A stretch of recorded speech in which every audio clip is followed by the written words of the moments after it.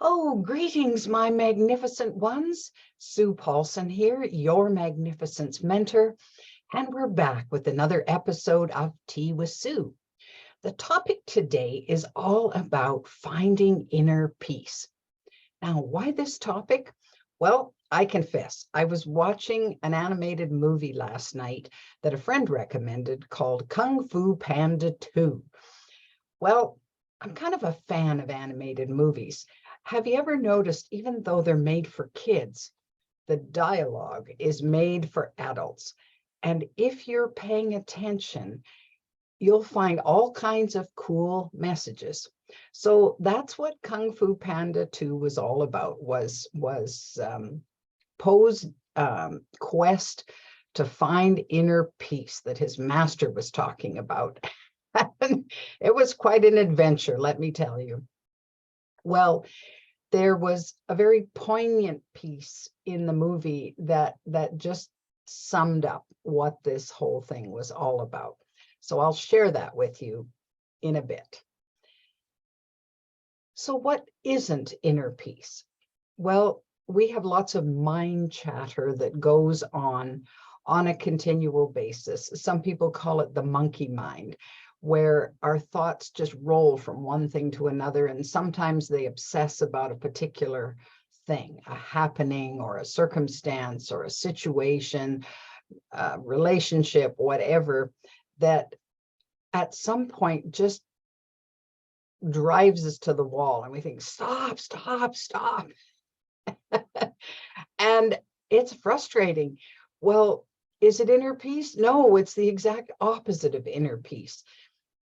So those are the kinds of rolling things that make you want to just crawl into bed and pull the covers over your head and hope that the world will just go away. But of course, the mind is always there with us. It feels as if the mind is in control most of the time. But that's not always the case. You can control it or work with it or come to terms with it or find some inner peace. It will take a little effort, though. So what's happening to cause this chaotic bouncing around and feeling of, the bad feelings of dread or anxiety or depression or sadness or madness or whatever? What is it that contributes to that? Well, of course, life is what contributes to that. And a dear friend used to say, well, life is a sweet sour. And I had to agree that that's true. Sometimes things work out extremely well and you're ecstatically happy, and other times, at least in my life, I found that things just suck. And you go, oh, gee, why did that happen to me? And it's hard. Well, of course, the mind will focus more intently on things that we pay attention to. Well, of course, significant emotional events have an impact. I call them 2x4 experiences, where you go right smack in the middle of the forehead and you go, whoa. Well, it gets your attention and the mind goes, oh, something to focus on. So it does.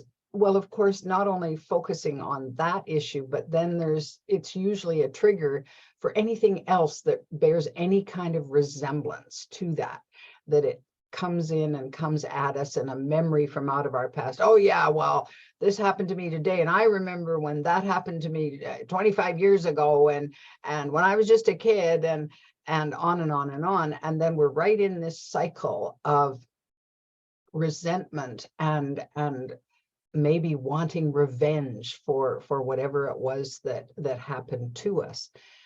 Well, the key message in the Kung Fu Panda 2 movie was, it doesn't matter what happened to you in your past. It matters who you are now. I thought about that and I thought, yep, too true. The challenge, though, is we remember our past in some cases so vividly, particularly with situations that hit us hard. We can remember chapter and verse, or at least we think we do. Now, whether in reality that is actually the way it played out is up for examination, right? And we may never know if our remembrance of what happened 20, 30, 40, 50 years ago or more was really what happened, or it's just a fragment of our memory. And because it was so heavy in weight, then it had an impact. And so we can't change our minds about that. We're pretty sure, oh, that's the way it played out. I'm absolutely sure that's the way it played out.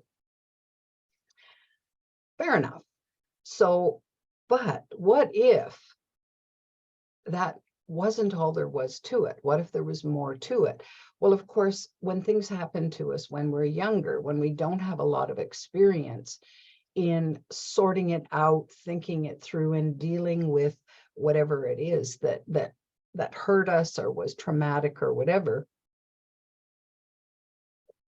then we only have a perception of whatever it was. And it may be incorrect. It may not be as big as we thought it was or whatever. The only chance we have is as adults, when our logic and reasoning and ability to see things from a different perspective kick in, that we can go back and say, oh, I see. I thought this because this was happening to me, but in actual fact, this was going on, or there's something there that mitigates it and makes it not as bad. But let's say it was that bad. It literally was that bad. Well, what are you going to do with that?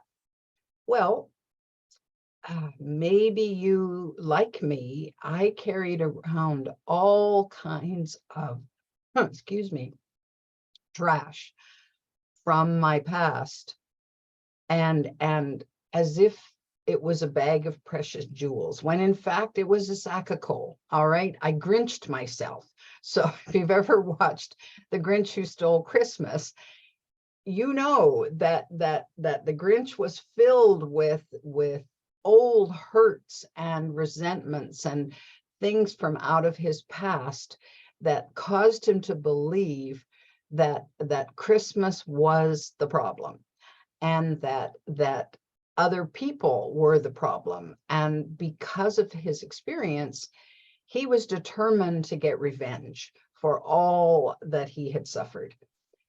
And as a result, proceeded to try to steal people's gifts.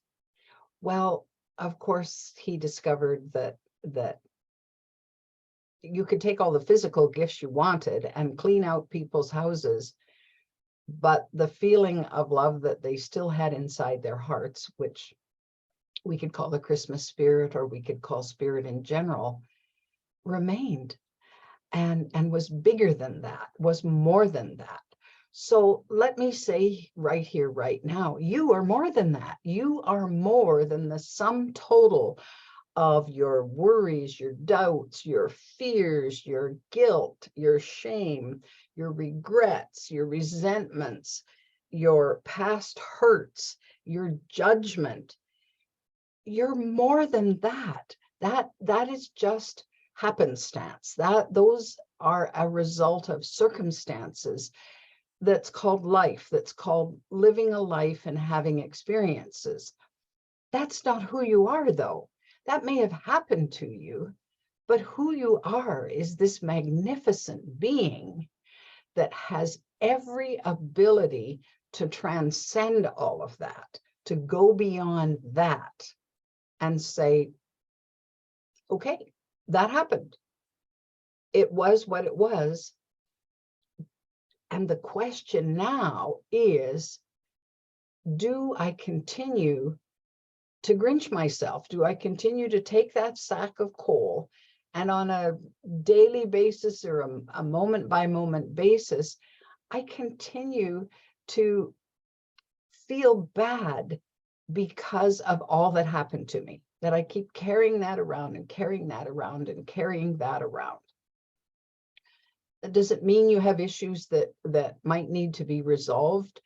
because you were wronged and there needs to be some justice. No, it doesn't mean that at all. What it means, and if you can right a wrong, whether it happened to you and you were wronged or you wronged someone else, by all means, do that. Go right that, because there can be a level of inner peace that comes from that the issue is done now. It's kind of like you watch boys in the playground, and they have something happens, and they're mad at each other, and so they have a little fist fight or a little scuffle, and they get it all out, and then they shake hands and it's done. Well, okay, so that got resolved. But if each of them carries the resentment of that further into life, well, it can have a disastrous impact later on. Is that inner peace? No, that's not inner peace. So if you're questing for some sense of, well, how do I find inner peace? I don't think you really find it. I don't think so. So finding it is not really the direction that you look, but it can happen to you as a result of other things you do. So one of the things that is right at the top of the list in sorting out and receiving inner peace, I think it's more of an acceptance of, an allowance of inner peace to wash over you, to say everything's fine, and I want this inner peace to just kind of descend upon me. Well, it happens as a result of what you do to dispense with this sack of coal. What is it that you can do to lighten your load? So it's literally a lightening up, a transformation of what doesn't serve to what will serve. So forgiveness is right at the top of that list. And primary, first and foremost, is to forgive yourself for whatever misstep, misadventure, failure, perception of how you might have harmed someone else or wronged someone else, is to forgive yourself for that. Oh, learn from the experience, please. Determine, okay, not going down that path again, that hurt too much. And I don't want to hurt anybody else like that again. So there's this vow that you make to yourself to not do that anymore, to leave that path alone, and to recognize and have compassion for yourself, to say, well, maybe I didn't know any better. Maybe I did know better, but I got swamped by my emotions and it just did it anyway. Did it feel good? No. Okay, well, can you forgive yourself for that? Can you say, well, Sue, I'm sorry that happened, but I forgive you. I forgive you for that. And allow that genuinely to wash over to you. Because when you can take yourself off the hook, it's a whole lot easier to let other people off the hook too. So, I mean, that's the base of it. It's you forgiving you. And when you are big enough to do that and say, I can be the bigger person in this, and I can let that go. I can relinquish that need to still be bound by the shame, the guilt, the remorse, the whatever it was, because I'm learning from it, because I know better. Now I know not to do that again. So that's the process. You forgive yourself. And of course, anytime you can forgive someone else for whatever wrong you feel that they have visited upon you, then again, it lightens up, it transforms, and the coal starts to turn into a diamond, and say, you know what? It's okay. We all make mistakes. We're all just trying to do the best we can. And we are doing the best we can with what we have in front of us, with what we know in this moment. We can't know everything in every moment. And so if I make a misstep or a wrong turn, or something doesn't turn out well, or I harm a relationship, then I have a chance to make that right. And if I can't make it right, I can at least learn from it and then move on from there. But there's no point in hanging on to the garbage of all of that to say, well, because think of it this way. Everything that happened in your past, if you leave it in the past, then it's done, it's over with. But the second that you focus on it, you bring it right into the present, right now. So it's as if it's happening right now. Well, it adds yet another layer of burden to you. How in the world are you going to find inner peace if you're not able to just leave the past in the past, to not think about it anymore?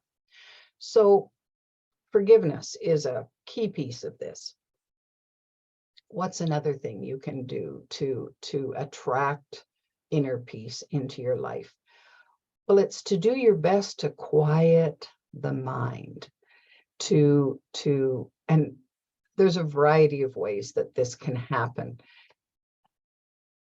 One of the more dramatic ways that I used for me, when there was all this chatter in my head, when I thought about where all of that chatter was coming from, I realized that an awful lot of the chatter was voices out of the past, not even me.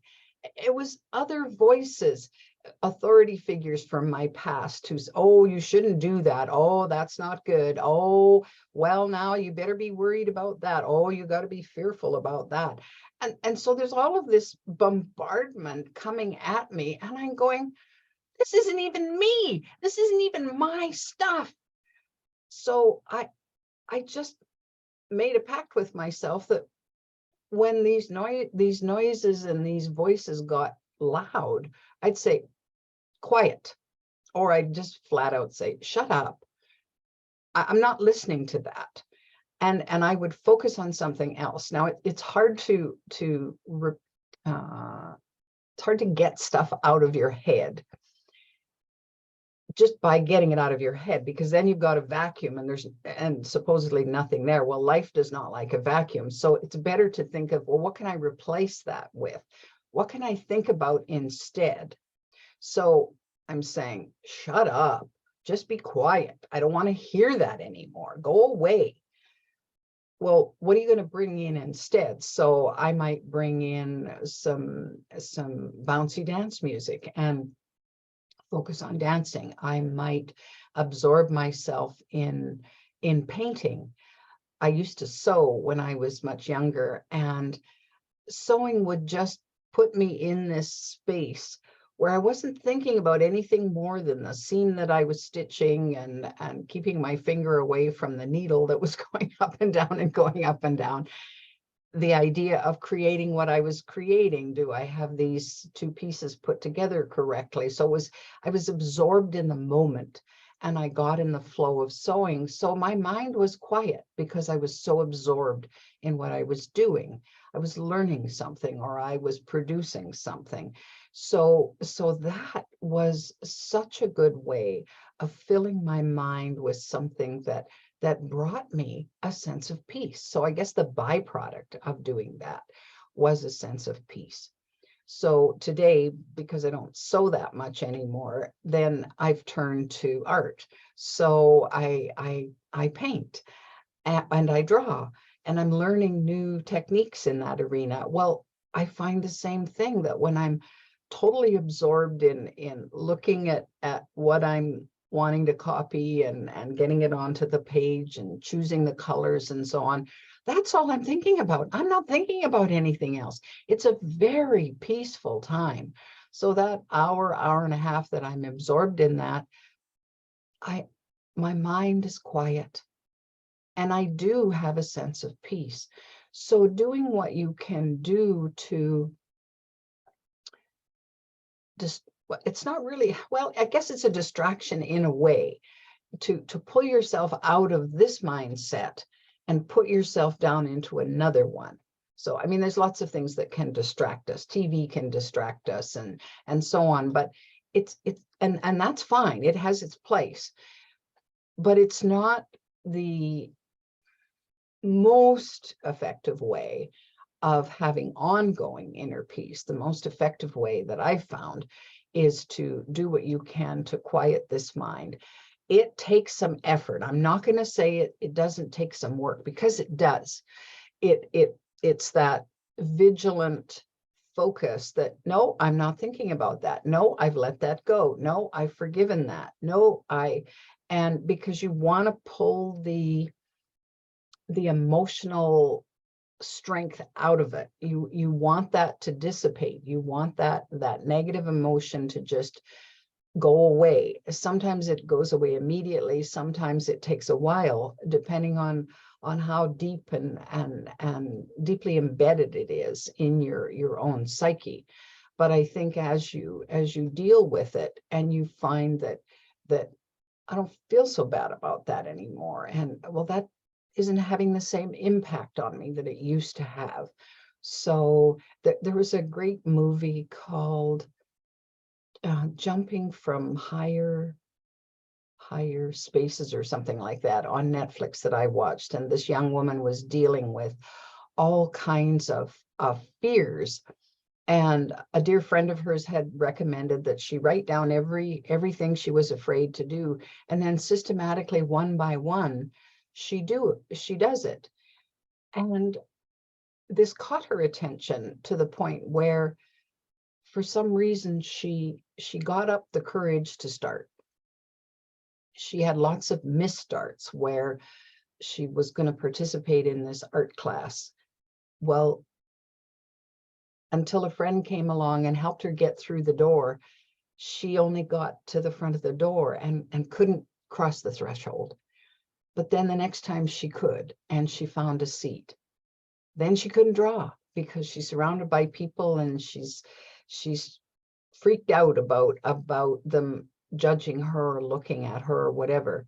Well, then she does sit down, and her dear friend said, well, maybe next time. And so she kept going, and eventually she was able to share the work that she had done in private and had never shared with anybody. Well, so that was the process that she used to move beyond wherever she was stuck. And it isn't that really it for all of us, that sometimes we get stuck in the muck, right? Well, stuck in the muck means you're not moving very far, means you're held hostage by your own feet and by your own thoughts.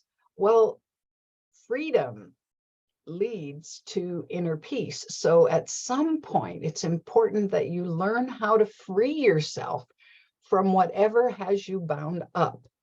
Free yourself so that there's space and room for the gladness to come in, for the goodness to come in, for the smiles to come in, for the light to come in. There's lots we can do. So start now. If you're into New Year's resolutions, we're coming up to the end of 2022.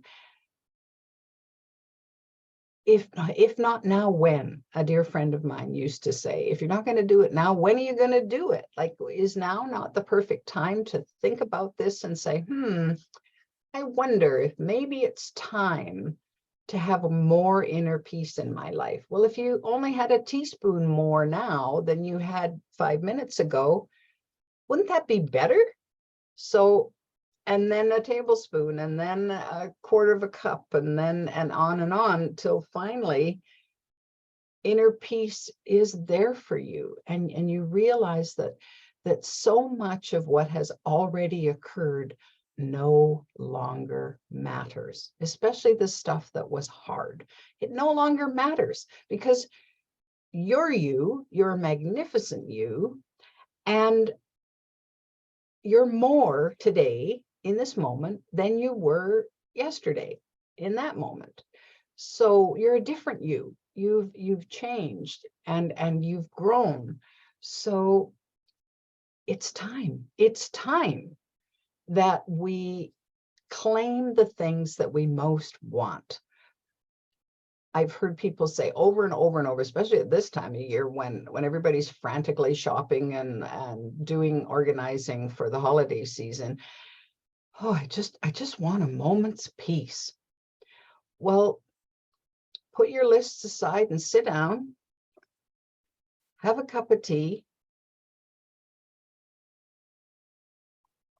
and say, oh, a moment's peace. Put your feet up, let the world go away.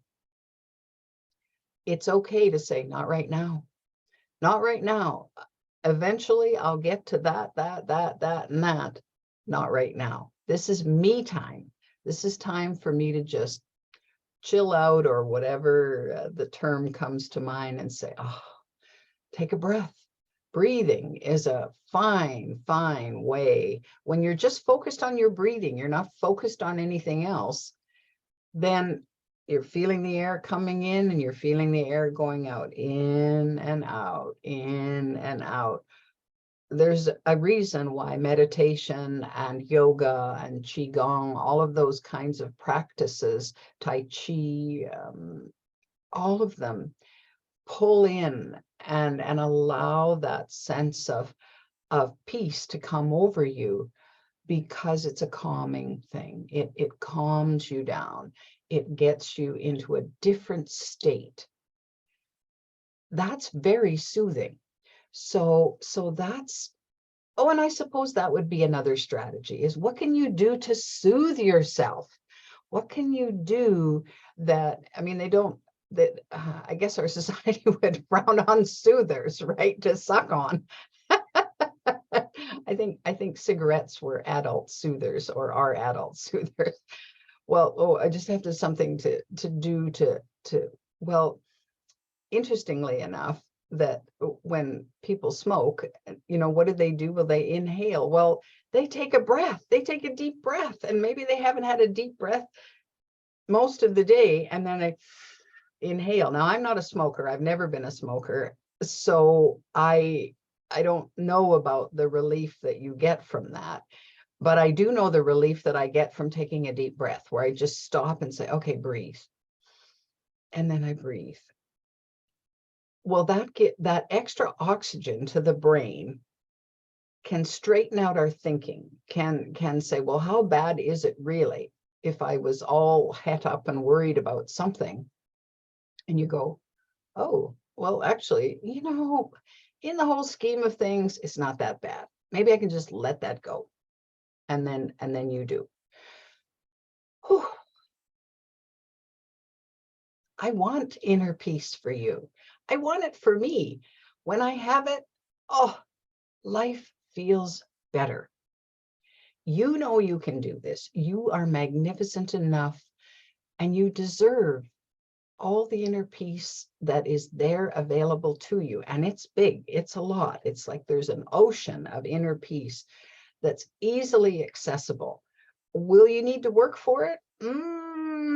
If your monkey mind is in full force operating on the other side, or the opposite of inner peace, yep, you have a little work ahead of you, but that's okay. It'll be well worth the effort. And if you, quotes, fail, if it doesn't work the first time, give it a chance. Do it again. Do it again. Try the strategies that I've suggested today. So look at forgiveness and see if that doesn't help you feel better. Look at finding something else to focus on that will give you a change of state, an opportunity to get out of whatever state you're in into something else. Laughter is a huge support when it comes to inner peace. And of course, looking for anything you can do to let go of what no longer serves you. Like get that baggage dealt with, so that you're not carrying that around anymore. Instead, replace it with with the memories, replace it with the jewels of circumstances that were delightful, things that you remember that make you smile and or made you laugh or warmed your heart in some ways. They're there and you have them. It could have been as simple as a smile from a stranger on the bus this morning. There's lots that we can replace all that old crap with when we choose. So it's a choice. I'm going to encourage you over the holidays to take the best care of you can, to find that inner peace, to allow it in and say, okay, fill me up, fill me up, fill me up. Now, if you're enjoying Tea with Sue, it would be so fun to have you as a subscriber. So you know which button to push, I'm sure, to make that happen. And then you won't miss any further episodes. And of course, if you like, hit the little like button under the video, then of course the algorithms make this come into your feed so that, again, when I have a new video up, it will show up. So that's what I'm going to encourage you to do. You can also download and become a member of my free app, The Magnificence Mentor, where I've placed all my video content and my article content, my blog posts and so on. You'll find everything there just at your fingertips on your mobile device. So that's an option for you as well. So it's called The Magnificence Mentor. In the meantime, my dear magnificent ones, take the best care of you. We'll see you next time on Tea with Sue.